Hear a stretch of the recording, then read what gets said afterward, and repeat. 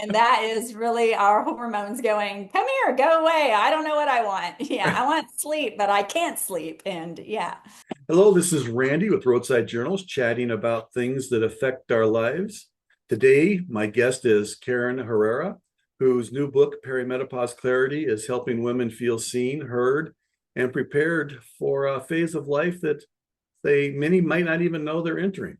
Her mix of humor, science, and honesty makes her voice one that women deeply connect with. I'm excited to talk with her about really what inspired her to write this book and what she learned along the way. Karen, did I miss anything there? No, you did great. Thanks, Randy. It's great to be here. Awesome. I'm glad to hear. I'm looking forward to hearing what you have to say about your book. I got to read most of it. Nice. So let's start with just really what sparked your desire to write Perimenopause Clarity. Well, it's kind of a long journey, but I'll try to keep it short. So I have been writing off and on for over 20 years, but never really had the for the I guess the grit to actually get anything out in the world. And 9 months ago, while I was going through perimenopause, I was in the process of writing just kind of a funny essay about it. And at that same time, I walked into work one day and I'd lost my job. So our firm did a round of layoffs, a reduction in force round of layoffs. And I decided that, you know what? This is the universe telling me it's time for me to actually get something out into the world. And I decided to take that essay that I had been writing about perimenopause and turn it into a book. So that's how it all came about. Oh, okay. So was there a specific experience that kind of triggered this? You know, I would have to say it was probably a bunch of little experiences that triggered me not deciding to turn it into a book. Not only just going through that job loss and turning something funny into something that was helpful, but really, whenever I entered into perimenopause, I did not even know that I was in it. In fact, Okay. I didn't know I was in perimenopause until I was already experiencing it for about 6 years. Wow. Okay. Well, that brings up, I Yeah. guess, another good question. What, when you say experience it, what surprised you the most, I guess, about what first started, experiencing those symptoms? What surprised you about that? So, well, for one thing, it was the symptoms that I didn't know that I was having that I thought was just due to stress or life or what is going on. So, like most women, whenever they're entering into perimenopause, they don't really know that that's what's happening. Because I can just say, growing up, the term menopause was out there, but growing up, it was this thing that was further away. You know, it was my mom or my mom's mom or somebody else that was dealing with it. There was really no perimenopause talked about, which is the period leading up to menopause. So I'm getting So stuck. you Okay. these symptoms, I guess, they're relatively common. I'm assuming then with women. As a man, I won't know this, so I'm assuming they're pretty common with most women then. So there One thing that I did learn about is that no two women experience the same symptoms. So we hear about the typical hot flashes or brain fog. Well, I did get hot flashes and I did get brain fog, but a lot of women don't necessarily have those symptoms. I have a couple of girlfriends that never got one hot flash and they're 4 years older than I am and they still never had a hot flash. But they did have other types of symptoms like even night sweats. It's a little bit different than a hot sweat, but they did have night sweats. They did have issues with remembering things, this cognitive issue that can happen from our hormone levels fluctuating. They had other types of issues where they were snapping at people for no apparent Oh, reason.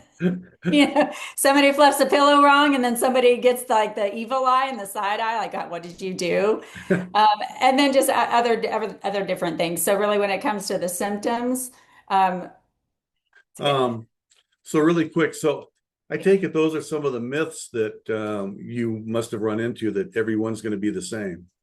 Yes, that's correct because we hear about the typical hot flashes or emotional outburst or crying over what's seemingly nothing, but not all women experience perimenopause the same way.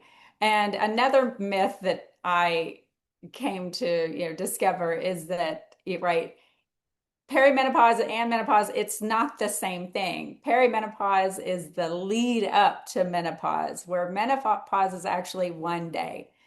It is one day in a woman's life. It's 12 months after she has stopped, or it's her cessation of her menstrual cycle. So, but that has to have happened for 12 months.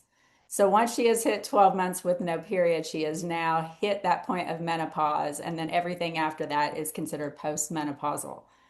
So Okay. really, everybody lumps menopause in this big, long, could be going on for a few years, when in actuality, it's one day. Everything leading up to it is perimenopause. Okay. So maybe I was going to ask you when you said clarity in the title of your book. Um, what does that really mean in this context? Is that what you're talking about? Yeah, so, I was going to doctors to ask them, hey, what's going on? I'm feeling off. A lot of them were brushing it off to being stress, right? Or I would hear things on TV and it's like, is that me? Is that not me? Right? What is actually happening? And so really, whenever I did all the research and I started pulling everything together and turning a funny, this is crazy crap that I'm Googling at 2 a.m. into something that was more a book that would be helpful, I just figured, you know what? After I got all this information, I finally had clarity about around what was going on with me. Okay. And that clarity is helping me. It's helping others, even like men, right? Men are dealing with this too because their spouses, their sisters, their loved ones, are going through this, and it's helping them understand what's going on inside, their loved ones' bodies as well. Yeah, that's awesome.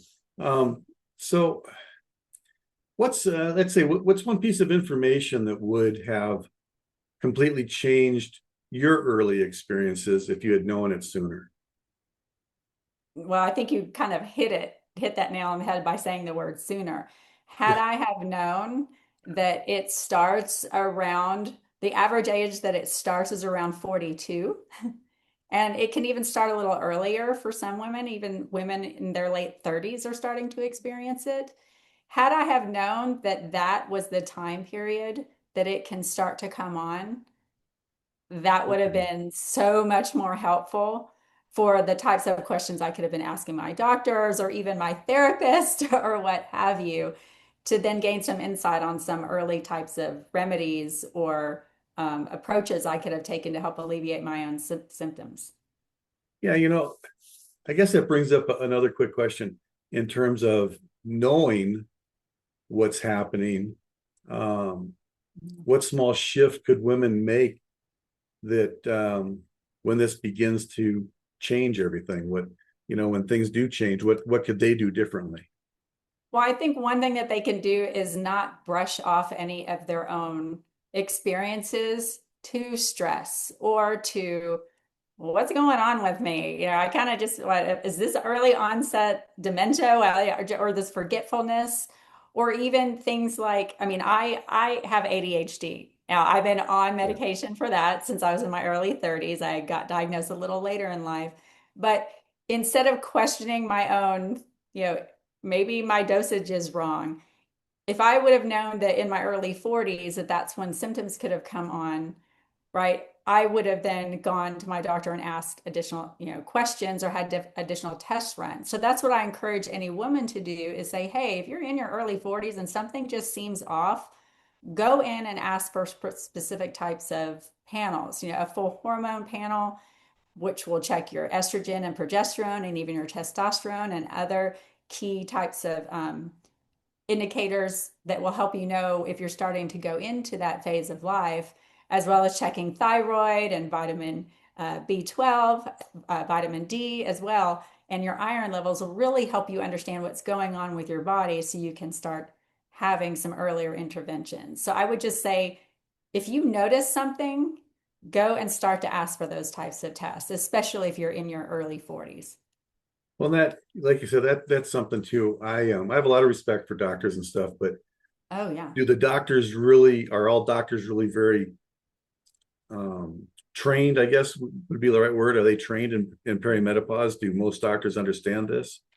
So that's one thing that, and it's not their fault. So there's a study that came out in 2023 that was done by the Menopause Society.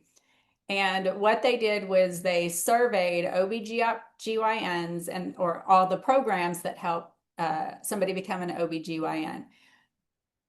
Under 30, it's about 31% of all programs have any kind of menopause or perimenopause training at all.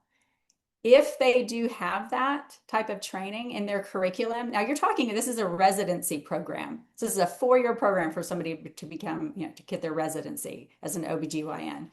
Of those 31% of programs that have any training, it's typically less than 5 hours per year and more around 2 hours per year of training.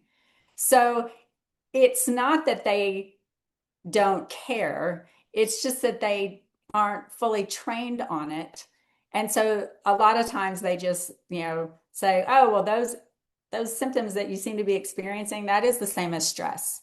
Maybe try yoga, maybe try this, maybe try that, breathe more, what have you. It's like, yeah, that's great and all, but it's not necessarily going to help if my progesterone is tanking. Yeah, So yeah. that's just unfortunately how it is right now, as far as the So, knowing that so many of the doctors really aren't trained specifically for perimenopause, was that a big part of the motivation?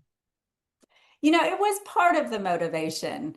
I think another part of the motivation to write the book really was just to give women the information that I didn't have, as well as put into a format that they could access all of the information that I ended up gaining over these last 8 years, right? Because it was so much, I joke about the late night Googling, the what is going on with me type of thing. But really, I the motivation for me to write this book was to go, hey, if I'm me and this is happening to me and I am one of 50% of the population, it's something that all women are going to experience. At some I point. was really motivated just to try to help other women not have to go through the craziness that I did. Going into a doctor and being told you're not even close to menopause. Yeah, I've heard other women say that. They're like, what? And then, a year later, the doctor will say, oh, well, I guess you were. Right. It's like, oh, and you probably were 5 years ago too, Yeah, right? yeah. And so, Um, I just really wanted to give them something to help them go, hey, you're not alone. You're not crazy in what's happening to you. This is actually biology, and as crazy as the, crap that we go through with it, it is actually part of what it entails. Perimenopause is just a little bit, it's all over the place, but there are remedies that we can have and to really help mitigate a lot of these issues that we have as women. so through all this, what chapter do you think was really the most difficult for you to write? Oh, wow. So I would have to say it is actually one of the latter chapters, chapter 9. And in chapter 9, my goal with that was to really talk about how perimenopause can affect a woman's experience, right, at the office or at home. I mean, if you think about the age of perimenopause onset, the average being around 42-ish, and if a woman has children, their children are what, mid late teens. So it's almost like, okay, my kiddos are going through puberty around the same time I'm going through what I like to call puberty with taxes. Like, we're dealing with all of these our own crazy emotions and feeling like we're all over the place, and now we're dealing with our kiddos and trying to help them. And so thinking about how to address perimenopause in a woman going through that phase in her life, working in her career or trying to be a good mom, or even like myself, when I first entered into it, I was just starting to go through a divorce. And so there's all kinds of, emotional challenges going on with that kind of a phase of a woman's life. And then also dealing with all of the stress and the changes that are happening from dealing with perimenopause. Yeah, So, just yeah. piles on. Hmm. Do you have your Yeah, book? so that was one of the most challenges was really try to tell some stories and help women know that if you're going through perimenopause during all of these other phases of life, what that looks like and really how to start even for yourself, talking with your family about it, talking even with the people at your office or, your work environment about what's going on as well. Because the more we can just talk about what's happening, the more open we are, the more support we can get, and we can all start to feel a little bit less alone. Because this is very common. All women go through this phase of life. So while we're on that, is Mhm. there a particular paragraph in your book that you think really hits home for people that you could read really quick so they have an idea what's in your book? Well, why don't hmm, how about this? How about I just read a little bit of my introduction? Because my guess is some other women are going to feel the same way. And that's really why I wrote the introduction the way that I did, was for somebody to go, huh, I kind of feel that same way sometimes too. Okay, So that's all right. you bet. Yeah. All right. So start with around 10 years ago, I found myself standing in the middle of my kitchen, staring at the refrigerator with a tear-streaked face. I wasn't crying over spilled milk, but because I had absolutely no idea why I had opened the fridge in the first place. My brain felt like it was on vacation without me. Was I pregnant? Losing it? Psychic? Nope. I didn't know it then, but this was the hazy, confusing beginning of what I'd later come to know as perimenopause. Yeah, okay. I would bet most women will have known that moment after a Hmm. particular age. Like you Yeah. said, it ranges from what you say, like 40 up to maybe 50, somewhere in that area. Is that Yeah, it ranges around 42 to 52-ish, but it can be okay? a little bit longer or a little bit less depending on, diet, other types of factors, family history even. There are all different kinds of factors that can say, okay, maybe you're hitting it, your hormones might be changing around this. Or, there has been studies that have shown again that some women are starting to experience it in their late 30s, which Yeah. gosh, those poor women. All right. Yeah, they Yeah. started that early. So when I wrote my memoir, there was a couple of things I wrote in there that were really personal. I wasn't sure if I was going to share or not. Hmm. So were there some parts of this book, because it sounds like you're talking an awful lot about some personal experiences. So were there parts of this that were difficult to write because they were personal? Yeah, I debated whether or not I was going to talk about the fact that I had a miscarriage during perimenopause in my book or not. But Mm, I decided to go ahead and put that in because I think of how many women that I know and how many women that we all know that might be, pregnant in their early 40s and then they come to potentially having a miscarriage. And I wanted to put that in because I wanted them to know, hey, it's not anything that's that's you, right? There's nothing wrong with you. I felt at the time there was something wrong with me. Maybe there was something that I had done, right? I didn't know, right? Because I went to college in the 90s and whatnot. No. We all kind of start thinking, was there something that maybe I did to put myself in this situation, right? Did I take some bad birth control or did I do something else? But then, that happened and it was devastating. And so I wanted to share that, hey, by the way, nobody told me that I was in perimenopause when that happened. They just told me, oh, when you get older, that can happen sometimes, but we don't really know why. yeah, I'm sorry that anybody, as a guy, even, I can tell you through the Yeah. years I've met women that, many women that have had miscarriages. Hmm. And for some reason, like you said, many women feel that there's something they did wrong.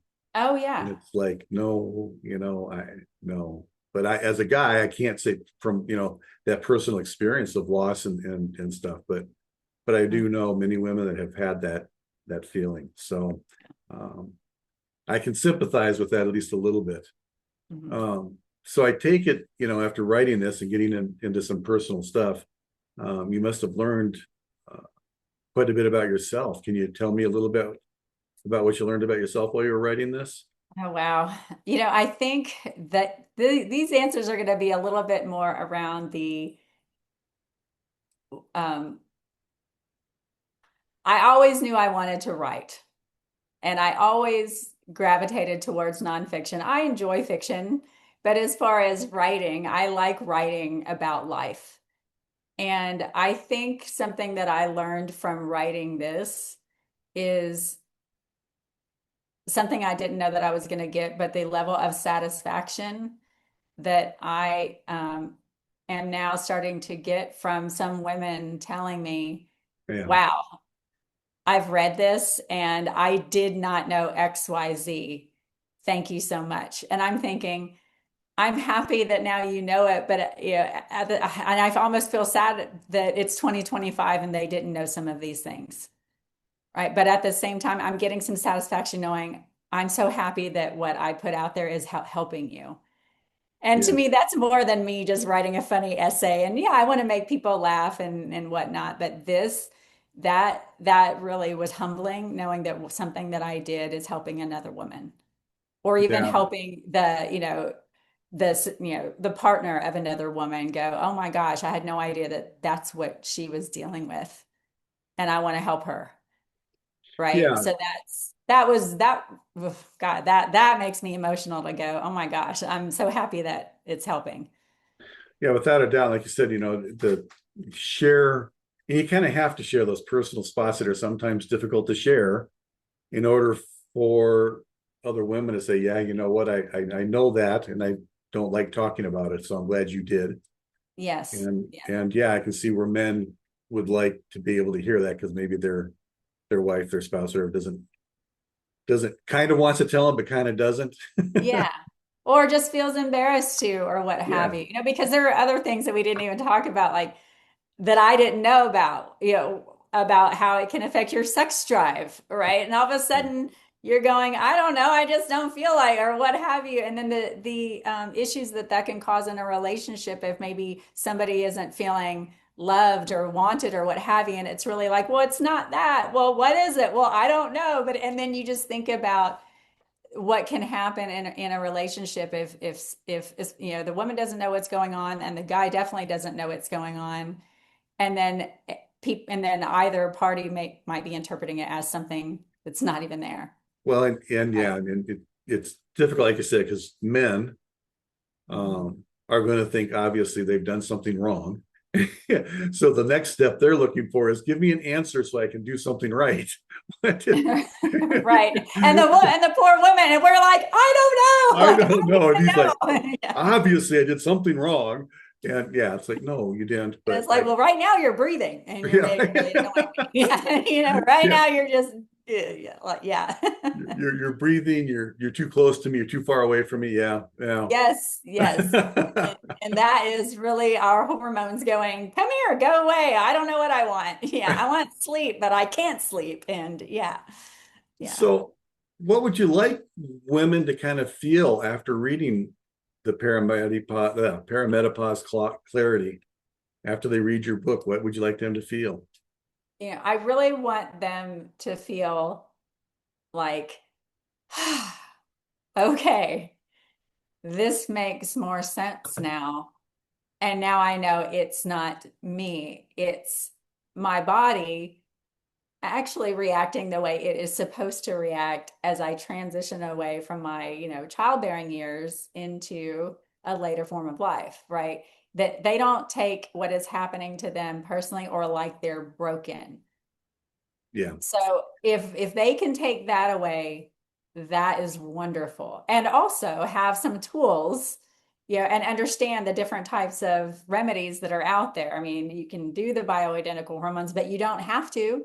If you I made sure to put in some holistic types of approaches that they can try first, right? If they're more comfortable with that. So I really want them to feel like they understand what's going on, and here are some things that I can do to start to help that, as well as what I can take to my doctor or, healthcare provider to talk to them about what's going on so that we can all work together to help, so I can start to feel better about myself. Oh, okay. Maybe that's going to answer the next question I was going to ask. I was kind of wondering what you hope lands the deepest with the listeners today.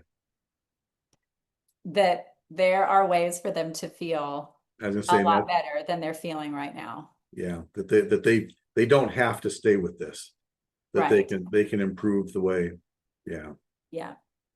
Well, And that's hopefully awesome. they laugh a couple of times along the way too. So Well, and relate to some stories.